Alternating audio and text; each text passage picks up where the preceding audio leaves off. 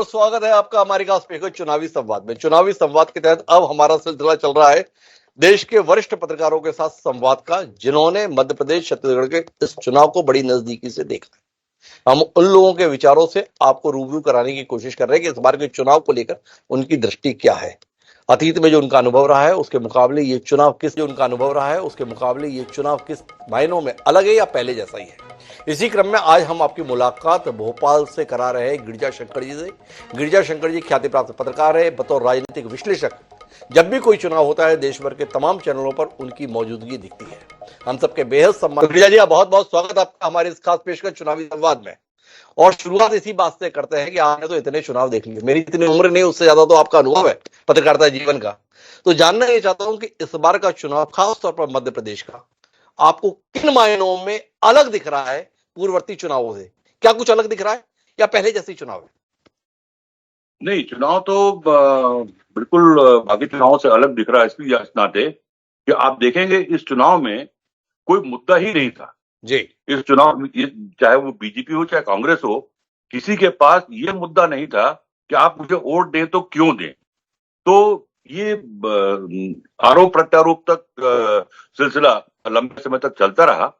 मार्च में जब मुख्यमंत्री शिवराज सिंह चौहान ने लाडली बहना योजना की घोषणा की तो उसके बाद फिर मुद्दे शुरू हुए और उसके बाद फिर उसी के अनुरूप कांग्रेस ने तुरंत, कमलनाथ ने 2 दिन के भीतर ही अपनी योजना, जो नारी सम्मान योजना है, उसके जवाब में उन्होंने घोषित कर दिया। जब उसके जवाब में घोषित हुआ तो जब कांग्रेस ने उसके साथ 500 रुपए में गैस सिलेंडर देने की बात की तो शिवराज सिंह चौहान ने 450 में गैस सिलेंडर देने की बात कर दी। और फिर देखेंगे कि उसके बाद पूरे चुनाव तक, मतदान होने तक इसी तरह की घोषणाएं, इसी तरह के वचन पत्र, इसी तरह के संकल्प पत्र जारी होने का सिलसिला शुरू हो गया। और सारा का सारा चुनाव जो है वो इन्हीं घोषणाओं, वादों पर सिमट के रह गया। एक तरह से कहा जाए तो ये कोई मुद्दे चुनाव के नहीं है। बावजूद इसके कि चूंकि चुनाव में दोनों ही पार्टियों के पास कोई बहुत मुद्दे नहीं थे, तो इन पर पूरा चुनाव केंद्रित हो गया। और आज भी जो पार्टियां अपने जीत की या बहुमत पाने की जो आशा लिए हुए हैं या दावे कर रहे हैं, उन दावों के पीछे उनकी यही वादे हैं, यही घोषणाएं हैं। और इन्हीं घोषणाओं के आधार पर जो चुनाव हुआ, आपने देखा होगा कि आम लोगों में बहुत उत्साह जो चुनाव में होता है। एक तो सेशन जी के आने के बाद बहुत सारी जो पाबंदियां चुनाव प्रचार में लगाई गई, उसी कारण धीरे धीरे जो है पार्टी में कार्यकर्ताओं की भूमिका कम होती गई। लोगों में जो चुनाव का जो एक माहौल बनता था वो नहीं रहा। लेकिन इस चुनाव में भी लोगों के सामने एक तरह से हर रोज एक नया सपना उनके सामने अलग अलग पार्टियां परोसती रही और उसी सपनों में वो मतदाता खोता रहा। चुनाव का जो मतदान हुआ है, वो मतदान में जो 1.5-2% की बढ़ोतरी हुई है, उसको मैं मुद्दों के रूप में नहीं देखता। आप देखेंगे कि 80 के बाद से हर चुनाव में इस तरह की वृद्धि मतदान में होती रही है। ये एक रूटीन प्रक्रिया बन गई है। जी, 2003 से भारतीय जनता पार्टी लगातार एक चेहरे को सामने करके चुनाव लड़ती थी। 2003 में उमा भारती मुख्यमंत्री के तौर पर चेहरा थी। 2008, 2013 और 2018 में शिवराज सिंह स्पष्ट तौर पर चेहरे के तौर पर सामने रहते थे। पर 2023 में भारतीय जनता पार्टी ने नीतिगत परिवर्तन किया और सामूहिक नेतृत्व की बात कही। और सामूहिक नेतृत्व तो ढके छुपे नहीं था। भोपाल के एक कार्यक्रम में जब पत्रकार ने सीधे तौर पर अमित शाह जी से पूछा कि क्या शिवराज ही मुख्यमंत्री रहेंगे, तो उन्होंने साफ कह दिया, अभी मुख्यमंत्री हैं, हमारा काम हम ही को करने दीजिए। इस बदलाव को चुनाव के दौरान आप किस रूप में देखते हैं? देखिए, 2003 में भी जब उमा भारती को लाया गया था तब उनको मुख्यमंत्री का चेहरा घोषित नहीं किया गया था।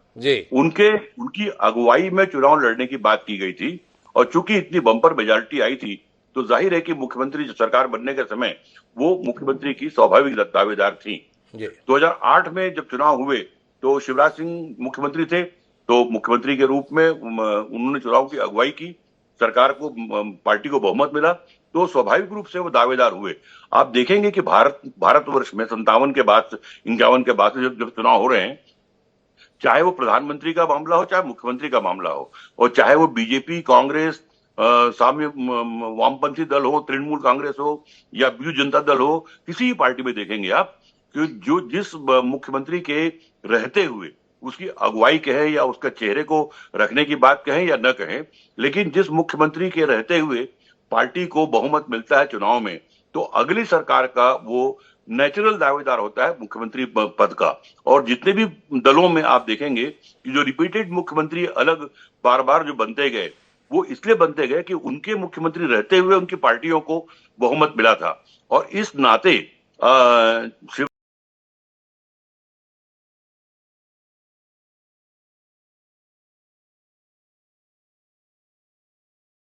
पार्टी के पास विकल्प था, तब वो मुख्यमंत्री चुनाव हार चुके थे, तो उनका कोई दावा नहीं बनता था। इस बार जो पार्टी ने रणनीति अपनाई सामूहिक नेतृत्व की, सामूहिक नेतृत्व का जो एक तस्वीर हमारे सामने जो आई, वो तस्वीर थी प्रधानमंत्री की फोटो और उसके बाद 10-12 नेताओं के साथ मुख्यमंत्री की फोटो। सामान्य तौर पर ऐसा नहीं होता।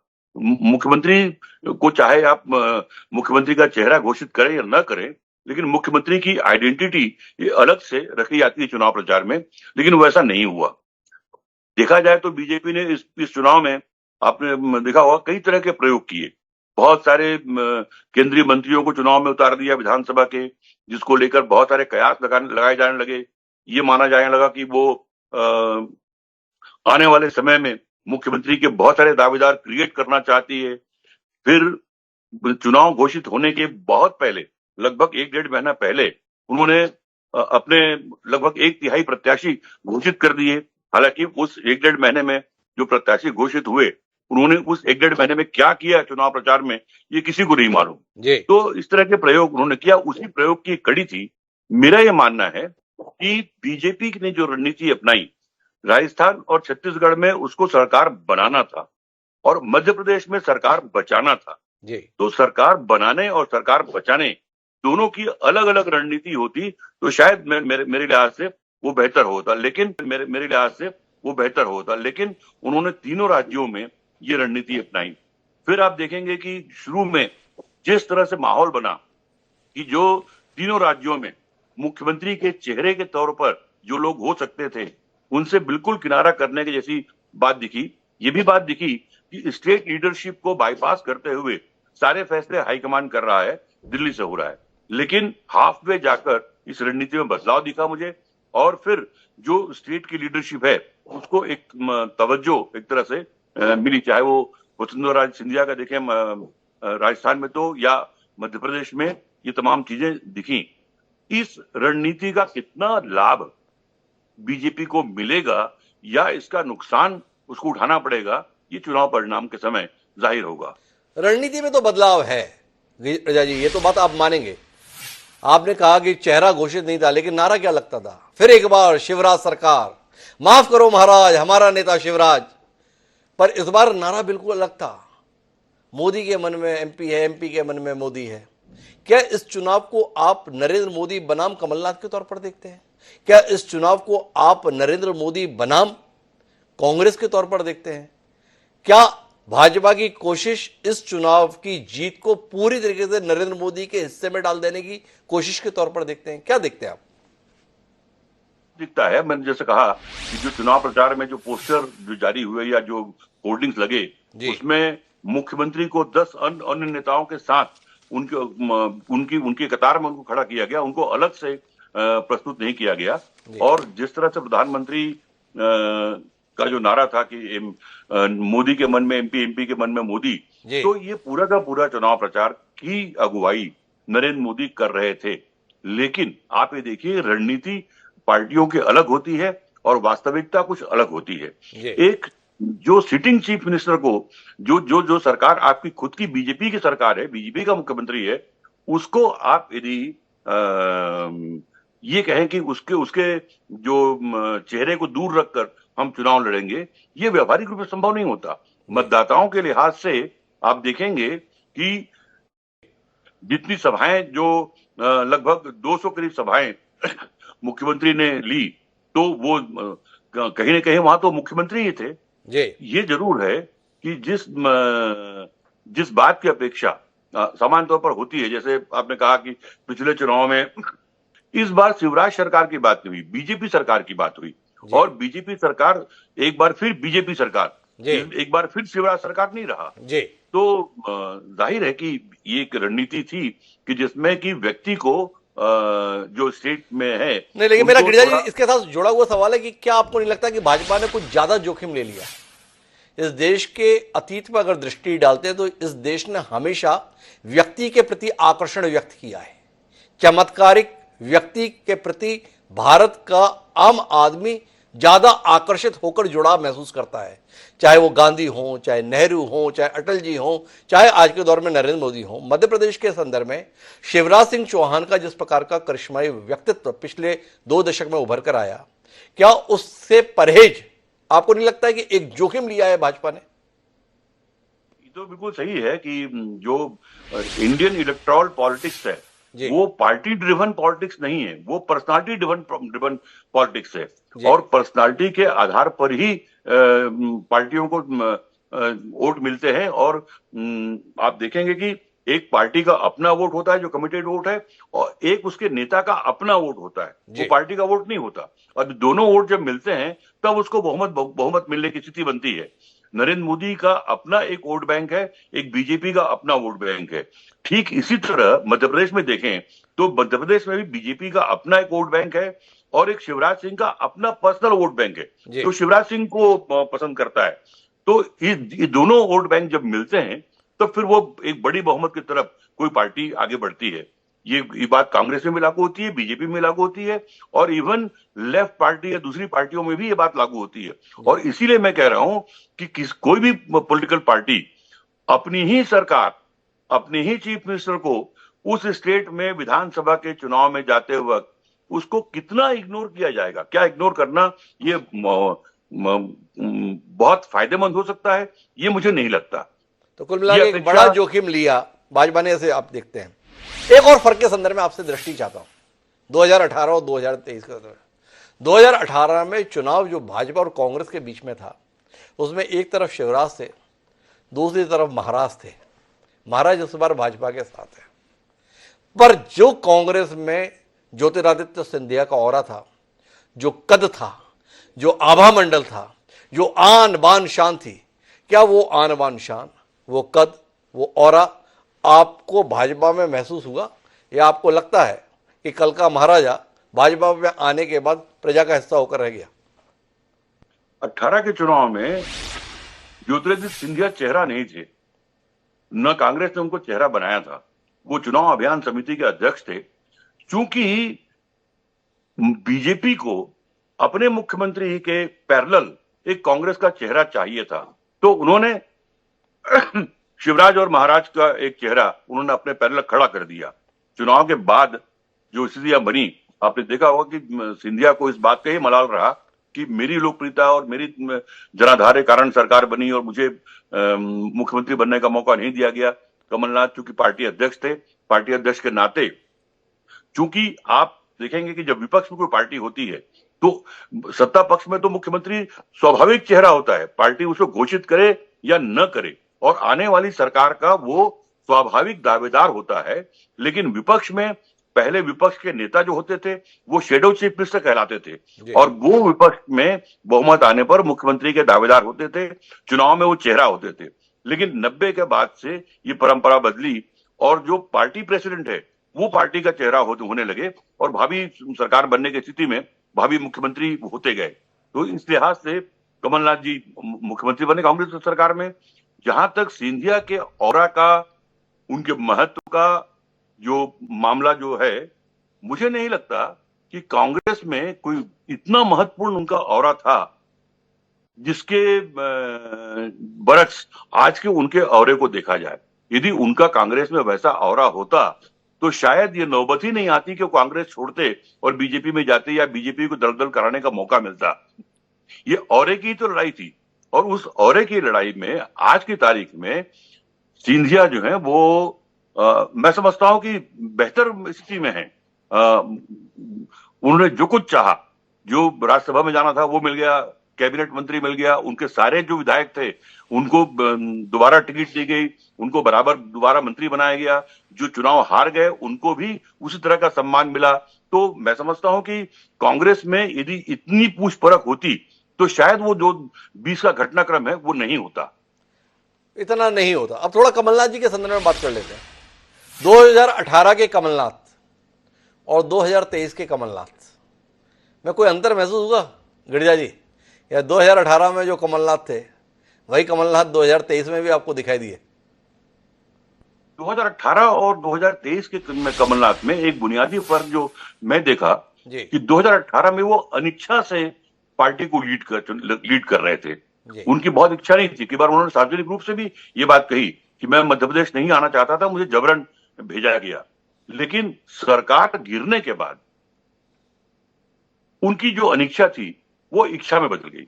गई और उसके बाद से उन्होंने दिल्ली का रुख नहीं किया, मध्य प्रदेश को अपना कार्यक्षेत्र बना लिया और लगातार एक सक्रिय अध्यक्ष के रूप में वो पार्टी को लीड कर रहे हैं। और ये चुनाव उन्होंने अपने प्रतिष्ठा का प्रश्न बना लिया है।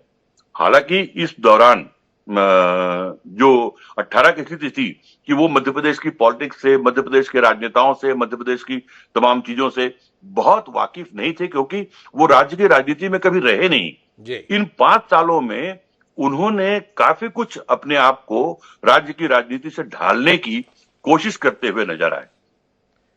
एक बड़ा फायदा जो कांग्रेस को कमलनाथ के आने के बाद हुआ, जी कमलनाथ आके आने के पहले तक के फर्स्ट अमॉन्ग इक्वल की लड़ाई थी।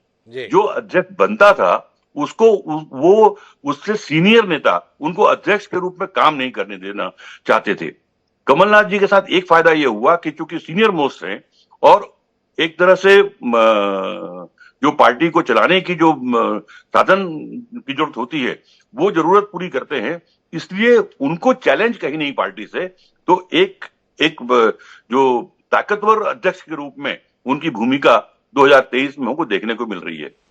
अच्छा, एक और बताएं, एक बड़ा ही चर्चित किरदार है मध्य प्रदेश की सियासत में, जिसकी हनक देश की राजनीति में भी समय समय पर सुनाई देती रहती है, आपके पसंदीदा दिग्विजय सिंह जी। तो दिग्विजय सिंह जी के संदर्भ में क्या देख रहे हैं आप? 2023 के चुनाव में दिग्विजय सिंह कांग्रेस के लिए समाधान रहे या समस्या? क्या आकलन है गिरिजा जी का? दिग्विजय सिंह जी मध्य प्रदेश की राजनीति में मैं समझता हूं कि बहुत ही पुराने राजनेता हैं। जी 85 के समय में वो प्रदेश अध्यक्ष थे, उसके बाद दोबारा प्रदेश अध्यक्ष बने 92 में, उसके बाद मुख्यमंत्री रहे, 10 साल मुख्यमंत्री रहे। 10 साल के वनवास के दौरान भी वो प्रदेश की राजनीति से कटे हुए नहीं रहे। और दिग्विजय सिंह के बारे में ये कहा जाता है कि उनको दूर दराज तक के एक एक कार्यकर्ता का नाम और उनका विवरण उनको पता है, याद है। जब पार्टी विपक्ष में रही तब भी उनकी प्रत्यक्ष भूमिका कांग्रेस में नहीं रही, लेकिन उनके पार्टी के अंदर जो उनके चाहने वाले, उनके कार्यकर्ता, उनकी एक बड़ी फौज उनके साथ रही और उनसे वो लगातार जुड़े रहे। कभी वो नर्मदा यात्रा के नाम पर, कभी किसी और नाम पर अपनी पूरी सक्रियता मध्य प्रदेश में उन्होंने कायम रखी। दिल्ली में अपनी जगह इंटेक रखते हुए वो राष्ट्रीय स्तर पर जो शीर्ष नेता हैं कांग्रेस के, उनमें शुमार होते हैं। 2023 के चुनाव में या 2018 के चुनाव के बाद देखें, जब 18 के बाद सरकार बन गई कांग्रेस की, तो कमलनाथ जी के साथ में दिग्विजय सिंह को एक तरह से डिफेक्टो चीफ मिनिस्टर माना जाता था। बहुत सारे फैसले जो हैं वो कमलनाथ जी दिग्विजय सिंह जी के सलाह से ही करते थे। 2023 में भी लगभग यही स्थिति है। जहां जहां पर डैमेज कंट्रोल जैसी जो बात होती है उसमें दिग्विजय सिंह की अग्रणी भूमिका इस चुनाव में हम देखने को मिल रही है। तो जाहिर है कि इस चुनाव में उनकी एक महत्वपूर्ण भूमिका है। और जो कपड़ा फाड़ राजनीति देखने को मिली दोनों नेताओं के बीच में, यदि वो मजाक केवल है तो मैं समझता हूं कि दोनों नेताओं की जोड़ी कांग्रेस के लिए एक तरह से संजीवनी बन सकती है। तो कुल मिलाकर उसे आप संजीवनी के तौर पर देखते हैं। अब मध्य प्रदेश की सियासत में जो सबसे चर्चित बिंदु है वो है लाडली बहना का। भाजपा हर मामले में लाडली बहना और लाडली बहना। क्या कहते हैं गिरिजा जी? सब कहानी एक तरफ, लाडली बहना एक तरफ, इसी से ही भाजपा की बच जाएगी जान। आप भी ऐसा देखते हैं क्या? तो जी, लाडली बहना को जिस तरह से ट्रम्प कार्ड माना जा रहा है जी मैं उस रूप में नहीं मानता इसको। जी दरअसल लाडली बहना के पहले आप देखेंगे कि बीजेपी के पास क्या मुद्दे थे। जी उनके पास वो 18 साल के कार्यकाल का की उपलब्धियां थी कि जी 7 लाख हेक्टेयर से 40 लाख हेक्टेयर तक सिंचाई हो गई, सड़क इतने बन गए, सब बन गए। तो 18 साल 20 साल की जो बात है वो उनके पास थी। जब आप 18 साल 20 साल की उपलब्धियों की बात करेंगे तो फिर 18 साल 20 साल की जो ऊब है, उसका जो एंटी इनकम्बेंसी है, वो भी सामने आती है। जी सवाल यह है कि 15 साल के कार्यकाल का हिसाब किताब 2018 में हो चुका। अब जो चुनाव 2023 का है वो न तो उन आरोपों पर है जो कांग्रेस लगाती रही है, न उन उपलब्धियों पर है जो बीजेपी दिखाती रही है। तो एक लिहाज से देखा जाए तो जनता पूछेगी कि 18 से 25-23 तक में जो 1.25 साल 1.5 साल की सरकार कांग्रेस की रही या 3-3.5 साल की सरकार बीजेपी की रही, उसकी उपलब्धियां या खामियां या उसके परफॉर्मेंस क्या हैं। तो उस नाते लाडली बहना योजना एक ट्रम्प कार्ड में इस रूप में देखता हूं कि इस कार्यकाल की एक बहुत बड़ी योजना, बहुत बड़ी उपलब्धि के रूप में सामने आई बीजेपी के लिए। और फिर इसके बाद बीजेपी को अपनी उन उपलब्धियों की तरफ लौट के जाना नहीं पड़ा जो पिछले 15 सालों में उसने अचीव किया था और जिस पर 2018 तक के चुनावों में हार जीत हो चुकी थी। अच्छा एक बात बताइए गिरिजा जी, भाजपा का अनुसरण और पार्टियां करती हैं, पर क्या आप मानते हैं कि केजरीवाल का अनुसरण करने के लिए भाजपा बाध्य हो गई? भारतीय जनता पार्टी के शीर्ष नेता और देश के सम्मानीय प्रधानमंत्री नरेंद्र मोदी ने यहाँ बुंदेलखंड एक्सप्रेस के लोकार्पण के मौके पर फ्री बी को लेकर देश को आगाह किया था, देश बर्बाद हो जाएगा, ये देश के लिए ठीक नहीं है। लाडली बहना के संदर्भ में क्या नजरिया आपका? कुल मिला के घूम फिरकर सारे दल एक ही होड़ में शामिल हो गए हैं, इसके संदर्भ में आपकी कुछ चिंताएं हैं?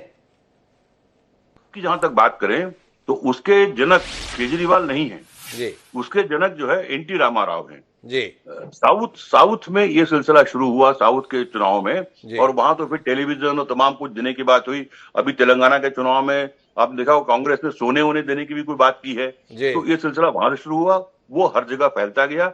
अब इसमें ये तय करना बहुत मुश्किल है कि इस कौन सी योजना जन कल्याणकारी है और कौन सी योजना फ्री बी है। जी अभी इस पर डिबेट होना बाकी है और ये तय होना बाकी है कि किस किस योजना को किस श्रेणी में रखा जाए। जी जहां तक शिवराज सिंह सरकार के शुरू के से लेकर आज तक के पूरे परफॉर्मेंस को देखेंगे तो इस तरह की योजनाएं वो लगातार लाते रहे हैं। जी तो लाडली लक्ष्मी योजना जो है उसकी शुरुआत हुई, उसके बाद लगातार हर हर कार्यकाल में इस तरह की बहुत सारी योजनाएं उन्होंने लाई और उसी कड़ी में लाडली बहना योजना आई है। अच्छा, मैं सवाल इसमें ये है, लाडली बहना पे थोड़ा और विस्तार देना चाहता हूं निर्णायक बातचीत के लिए। अपने भाजपा इस बार प्रचंड बहुमत के साथ सत्ता में आने का दावा कर रही है और उसकी बड़ी वजह महिला वोटर का बड़ी संख्या में वोट देना बता रही है। और उसके संदर्भ में जो वोटिंग का आकलन आया है, वोटिंग परसेंटेज के बाद में, उसमें यह समझ में आया है कि 230 में से 34 सीटें ऐसी हैं जहां महिलाओं ने पुरुषों के मुकाबले ज्यादा मतदान किया है। लेकिन गिरिजा जी, दिक्कत इस बात की है कि 2018 में ये सीटें 50 थी जहां महिलाओं ने पुरुषों के मुकाबले ज्यादा मतदान किया था। अगर लाडली बहना के कारण से महिलाएं भाजपा को वोट देने के लिए टूट पड़ी तो ये 16 सीटों की गिरावट को लेकर आप कितने चिंतित होते हैं इस दावे के संदर्भ में? इसको लेकर कोई आकलन आपका? ये दावा जो है कि हमको स्पष्ट बहुमत मिलेगा, यहां तक तो दावे को, कांग्रेस या बीजेपी के दावे को मैं रीजनेबल मान सकता हूं। लेकिन 2/3 बहुमत की बात करना, और यदि बीजेपी इस बात पर बात करते है कि बाकी मुद्दे अपनी जगह पर हैं और केवल लाडली बहना के कारण ये बहुमत मिलेगा, तो ये बहुत तर्कसंगत नहीं लगता। आप देखेंगे कि पिछली बार की तरह इस बार भी ओवरऑल जो परसेंटेज है महिलाओं का वो लगभग 1.5% कम रहा है। वो हर चुनाव में 1.5-2% महिलाओं का अनुपात पुरुषों की तुलना में कम रहता है। और किसी एक योजना से पूरे की पूरी जो एक वर्ग जो है वो अचानक टूट पड़े चुनाव में वोट डालने के लिए, ऐसा तो मैंने कभी किसी चुनाव में देखा नहीं। दरअसल जब हम महिलाओं की बात करते हैं, युवाओं की बात करते हैं, तो दरअसल महिलाएं या युवा या दूसरे और वर्ग वो एक ऐसा वर्ग है जो अमूर्त है।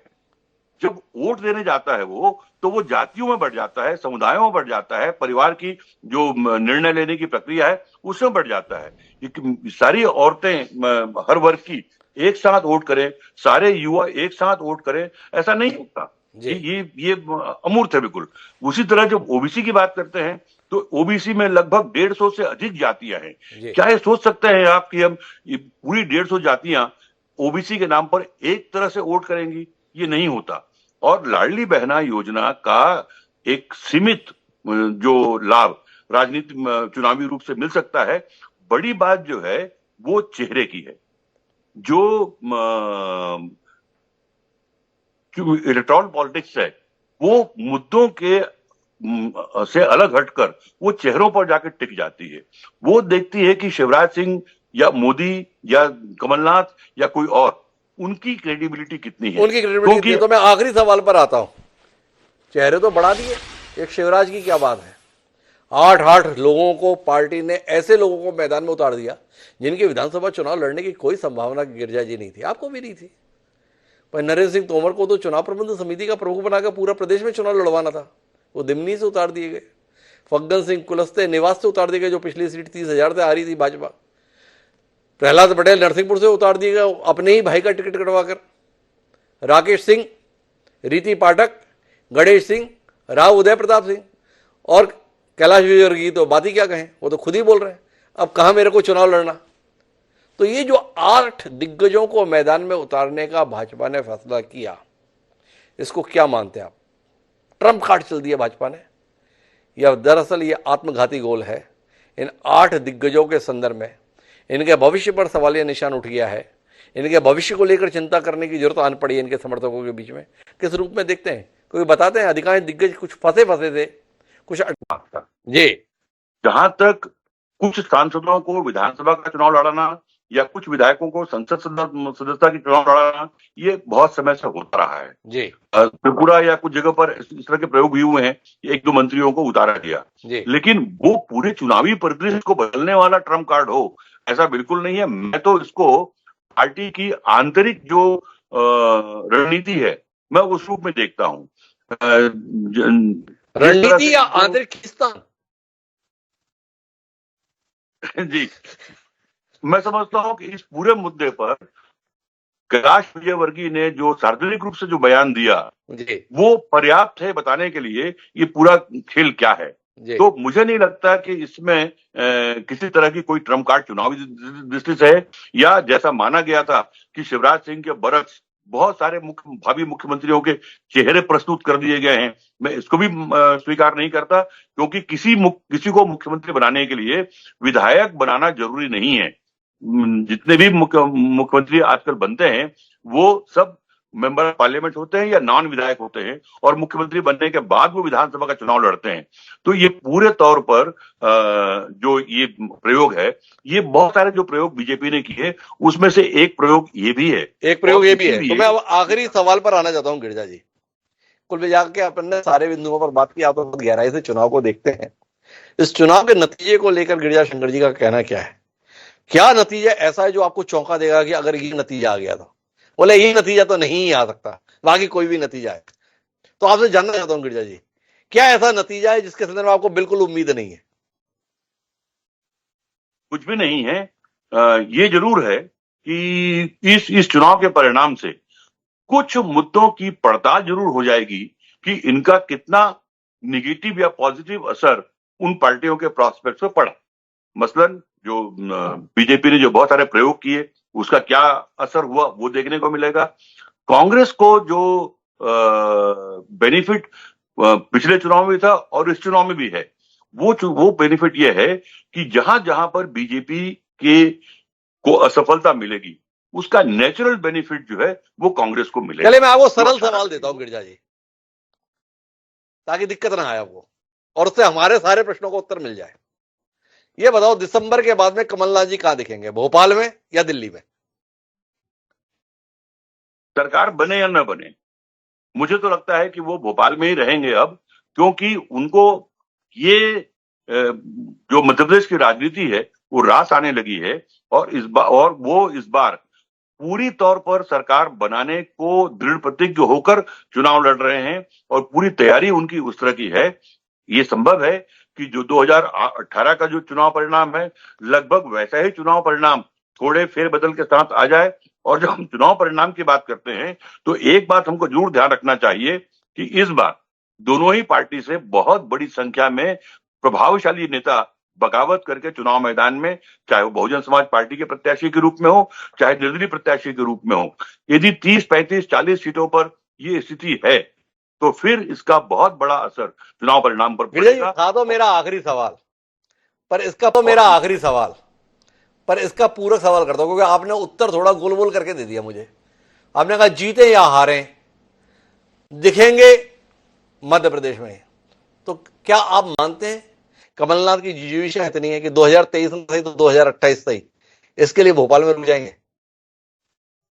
मुझे लगता है कि भोपाल जो है, भोपाल की राजनीति या मध्य प्रदेश की राजनीति में उन्होंने अपने आप को काफी कुछ एडजस्ट कर लिया है और उनको ऐसा लगता है कि अब मध्य प्रदेश की राजनीति उनको मुफीद लगती है।